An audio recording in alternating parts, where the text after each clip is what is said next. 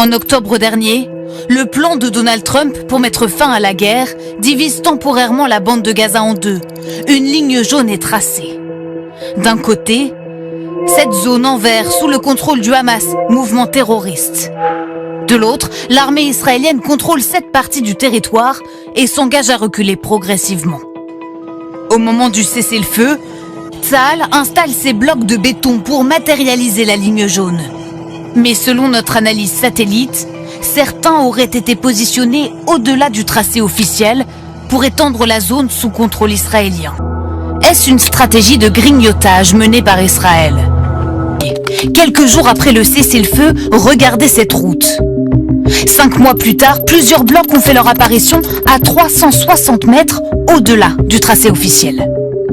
On aperçoit aussi dans ces petits cercles blancs des remblais de terre, couramment utilisés par l'armée israélienne pour y installer des postes d'observation ou pour bloquer des routes. Dans cette même zone, en octobre 2025, on distingue ici des bâtiments. En mars, il n'en reste plus rien. Jusqu'où l'armée israélienne a-t-elle avancé? L'ONU parle désormais d'une ligne orange. Selon la première phase du plan de Donald Trump, l'armée israélienne devait contrôler 53% de la bande de Gaza. 8 mois plus tard, l'État hébreu affirme contrôler 60% du territoire. Et Benyamin Netanyahou veut aller encore plus loin. Pour maintenir son emprise sur Gaza, Israël a une autre stratégie. Soutenir des groupes armés palestiniens qui s'opposent au Hamas.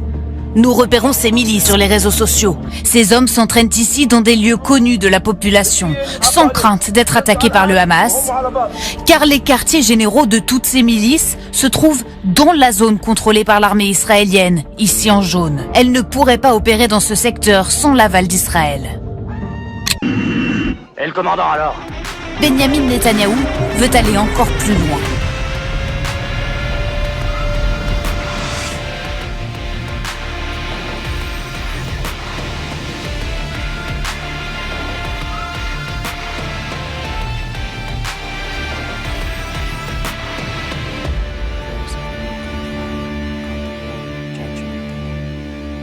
They lived only to face a new nightmare, the war against the machines.